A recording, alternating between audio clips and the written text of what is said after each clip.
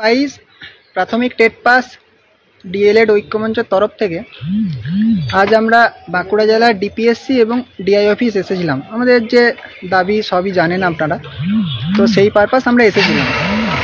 তো এখানে এসে কিছুটা পজিটিভ খবরও পেলাম, আর কিছুটা পজিটিভ নয় এমন খবরও পেলাম, সেটাই আপনাদের সঙ্গে সবার সঙ্গে শেয়ার করব। তো আমরা মোটামুটি আমাদের সহযোদ্ধা যারা জেলার থেকে এসেছিল মোটামুটি 3-4 জন হুট করেই মানে ঠিক হলো যে যাব আর কি। ব্যাপারটা সকালে গ্রুপেও অনেককে জানিয়েছিলাম আসার জন্য।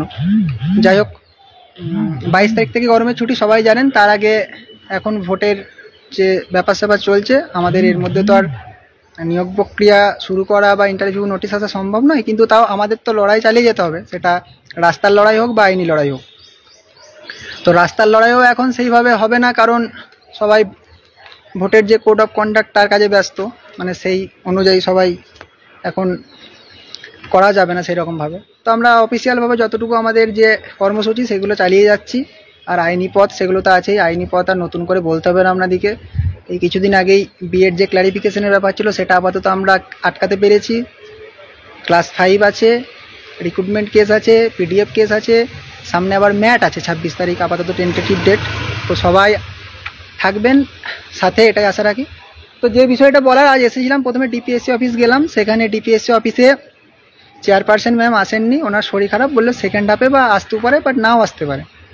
তো সেখানে আমরা বড়োবাবুর সঙ্গে দেখা করলাম। দেখা করে আমাদের যে ব্যাপার, আমাদের যে কথা আপনারা সবাই জানেন, এবং প্রতিটা লোকসভা ভিত্তিক যে আমরা একটা কর্মসূচি নিয়েছি প্রার্থীদিকে দেওয়ার ব্যাপারটা, একটা ওপেন কর, তো সেটা আমরা সেই একই প্রায় ফরম্যাট, সেই ফরম্যাট আমরা জমা দিলাম আর কি। সেখানে আমাদের যে দাবি দেওয়া সবাই দেখেছেন লেখা আছে।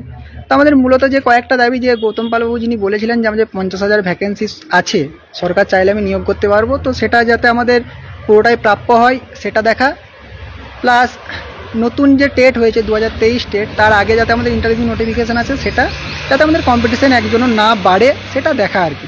তো এই কয়েকটা জিনিস দেখার জন্য আমরা আমাদের যে কপি সেখানে লিখেওছি আমরা, সেটা আমরা কমেন্ট সেকশনে দিয়ে দেবো, বা এখন আপনাদেরকে দেখিয়ে দিচ্ছি। আমাদেরকে ডিআই স্যার আমাদেরকে রিসিভ কপি দিয়েছেন, সেটারও প্রমাণ আজ 12:40-এ। তো আমরা এসেছিলাম কয়েকটা জিনিস জানার জন্য। কারণ প্রথম কথা আমরা জানলাম যে আমাদের নিয়ে কি ভাবা হচ্ছে। বলছে দেখো এখন তো ভোট চলছে, আর একটা নতুন নিয়োগ প্রক্রিয়া শুরু করতে গেলে আগের নিয়োগ প্রক্রিয়াটা তো কমপ্লিট হতে হবে। তো তোমরা জানো নিশ্চয়ই যে সুপ্রিম কোর্টের যে মামলা সেটা অনেকটাই ক্লিয়ার হয়েছে, আরও নেক্সট ডেট আছে। তখন বললাম স্যার 23 তারিখে তো ব্যাপারটা আছে, তো আপনাদের তরফ থেকে এবিসিতে যতটা বলা যায় যে এই বিষয়টা যাতে 23 তারিখের মধ্যেই ক্লিয়ার হয়ে যায়, সেই ব্যাপারটা একটু দেখুন। তাহলে আগের যারা আছে দাদা দিদিরা তাদেরও সুরাহা হয়, আর আমরা যারা বসে আছি 2017-র পর 2022 টেট, এত বছর পর্যন্ত আমরা বসে আছি একটা ইন্টারভিউ নোটিফিকেশনের আশায়, তাহলে আমরাও সুরাহা পাই আর কি। তো উনি বললেন হার্ট অ্যান্ড সোল আমি চেষ্টা করব, যতটুকু বলার তিনি করলেন আর কি ডিআই অফিসে। আমরা কয়েকটা জিনিস জিজ্ঞেস করলাম, যেমন কতগুলো স্কুলে ক্লাস 5 ইনক্লুড হয়েছে এই ব্যাপারটা জেলায়। তো অ্যাপ্রক্স তিনি অফিসিয়ালিভাবে মানে মুখে এরকম বলতে পারলেন না, তবে মোটামুটি যেটা বললেন যে অনেক স্কুলেই মোটামুটি হয়েছে, আর কিছু স্কুলে হবে। বললাম যখন যে স্যার হাইকোর্টে একটা মামলা ছিল আমাদের যে ক্লাস 5-এর ব্যাপারটা, বলছে হ্যাঁ সেটা যদি সরকার মনে করে, সরকার যদি চায়, তো দেখা যাক সরকার কতটা কি চায় বা পর্ষদ কতটা কি চায়, তার সেই শূন্যপদ আমরা পেতে পারি কিনা, ক্লাস 5 অ্যাড হয় কিনা, বা তার শূন্যপদ আমরা পেতে পারি কিনা। তো আরেকটা জিনিস জানলাম যে ট্রান্সফারের ব্যাপারটা, নতুন করে কোনো ট্রান্সফার হলে তো আমাদের সেখান থেকে সিট কমে যাওয়ার একটা সংখ্যা থাকে। তো ট্রান্সফার সেইভাবে তিনি বলতে চাইলেন না বা বললেন না সেইভাবে যে হচ্ছে বলে, সেরকম কোনো খবর নেই। আর শূন্যপদের কথা জিজ্ঞেস করলাম, শূন্যপদ আমরা সবাই জানেন আরটিআই করেছিলাম, আরটিআইয়ের অনেকেরই রিপ্লাই এসেছিলো, কিন্তু সেটা বাইরে দিতে বারণ করেছিলাম, ওটা একটা সিকিউরিটি পারপাসেই আর কি। তো তিনিও বললেন, যেটা বললেন সেটার সঙ্গে মোটামুটি হ্যাঁ মোটামুটি কাছাকাছি মিল আছে, মানে খুব একটা অসঙ্গতি নেই। কারণ তিনি বোঝালেন আমাদেরকে ব্যাপারটা যে শূন্যপদ কালেক্টের ব্যাপারটা তো আর শুধুমাত্র 14-র জন্য যাচ্ছে না 17-র জন্য যাচ্ছে, এরকম ব্যাপারটা নয়। অফিস থেকে জানতে চাই যে এই ডেটে কতগুলো তোমার জেলায় শূন্যপদ আছে, সেই অনুযায়ী পাঠানো হয়। সেটা কার জন্য পাঠানো হচ্ছে, 14 বা 17 বা 22 এরকম ব্যাপার নেই। তবে রিসেন্ট খবর বললেন 2-3 দিন আগেই তো বললেন, 2-3 দিন আগে কিন্তু ভ্যাকেন্সি এখান থেকে কালেক্ট হয়েছে, এটা কিন্তু ডিআই স্যার আমাদেরকে নিজে বললেন। সেটা কোন পারপাস আমরা কিন্তু জানি না। আশা রাখবো সেটা আমাদের জন্যই হোক বা যাই হোক, ভ্যাকেন্সি কিন্তু কালেক্ট হয়েছে, সেটা কিন্তু ডিআই স্যার নিজে বলেন 2-3 দিন আগে। আমরা জিজ্ঞেস করলাম স্যার সেটা কি তাহলে আমাদের জন্য, মানে পরবর্তী রিক্রুটমেন্টের জন্য? বলছে দেখো ভ্যাকেন্সি কাদের জন্য এরকম তো হয় না, একটা ডেট থাকে যে এই ডেটে জানাতে বলা হয় যে এই ডেটে তোমাদের জেলায় কত ভ্যাকেন্সি আছে, শূন্যপদ আছে সেটা জানাতে। তো সেই অনুযায়ী তারা জানিয়েছেন 2-3 দিন আগে, একদম রিসেন্ট খবর কিন্তু 2-3 দিন আগে তা এরা জানিয়েছেন আমাদের জেলা থেকে যে এত শূন্যপদ আছে। তো সেটা তিনি হয়তো সেইভাবে বলতে চাইলেন না কতটা, কিন্তু তাও যিনি আরটিআই যখন কথা আমি তুললাম সেই অনুযায়ী তিনি হেসে একটা উত্তর দিলেন আর কি। তো সেটার সঙ্গে মোটামুটি কিছু না হলেও কাছাকাছি মিল আছে, খুব একটা অসুবিধা নেই। তবে শূন্যপদ আমরা তো ছেড়ে কথা বলবো না, আমাদের সবাই আরটিআইগুলো করবেন। আর মোটামুটি পজিটিভ খবর পেলাম যতটুকুই পাওয়ার। পজিটিভের মধ্যে অনেক নেগেটিভও খবর পেলাম। নেগেটিভ খবরটা এগুলোই যে একটা নিয়োগ প্রক্রিয়া না হলে সত্যিই তো আমাদের নিয়ে ভাবাটা অস্বাভাবিক।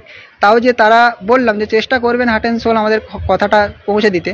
আর এটা গেল ডিআই অফিসের কথা। আর ডিপিএসসি অফিস যেখানে গিয়েছিলাম সেখানে বড়বাবু ছিল। বড়বাবু যথেষ্ট ভালো মানুষ, প্রতিবারই যাই, কথা বললাম, এবারেও কথা বলে ভালো লাগলো। এবং তিনি বললেন যে যেহেতু এখনও চেয়ারম্যান পার্সন ম্যাম আসেননি, তো সেহেতু তিনি আমাদের যে কপিটা সেটা দিয়ে এলাম, তিনি বললেন যে এটা আমি দিয়ে দেবো ম্যামকে, ম্যাম হয়তো এপিসিতে যেমন মেল মারফত ফরওয়ার্ড করে সেরকম হয়তো ফরওয়ার্ড করে দেবে, আশা করি ফরওয়ার্ড করে দেবেন এবং আমাদের কথাগুলো রাখবেন আর কি।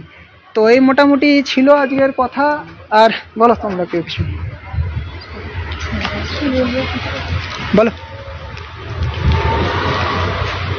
বল তার নীতি বলো তো।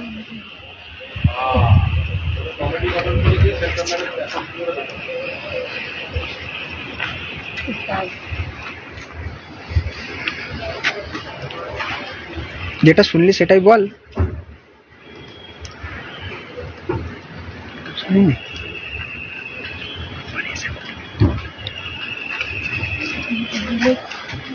বল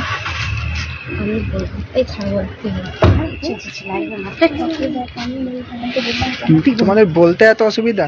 তো যাই হোক, ওরা বলতে লজ্জা করছে, যাই হোক ওদের ক্যামেরার সামনে বলছে বলবো না। তো যতটুকু খবর পেলাম সেই খবর অনুযায়ী বললাম আর কি। আপনারা সবাই সাথে থাকবেন। আর যেটা ব্যাপার ওই আইনি পদ বলুন বা আন্দোলনের পদ বলুন, সেটা সবাইকে আমাদেরকে থাকতে হবে আর কি সাথে। তো সবাই সাথে থাকবেন আর সবাই উপরওয়ালার কাছে প্রার্থনা করুন যাতে খুব শিগগিরই আমরা স্কুলে যেতে পারি। এটুকুই আর কি, এটুকু বলেই আপাতত লাইভ শেষ করছি। আর কারোর যদি কিছু জানার থাকে কমেন্ট বক্সে কমেন্ট করবেন, আমি যতটা বলা হয়েছে এখান থেকে সেইভাবে আমরা উত্তর দিয়ে দেবো, যতটুকু উত্তর দেওয়ার। আর সবাই সাথে থাকবেন এটুকুই আশা রাখি। প্রচণ্ড গরম, এই গরমের মধ্যেও যে আমাদের এই জেলার সহযোদ্ধারা এসছেন সেজন্য অসংখ্য ধন্যবাদ। যাই হোক।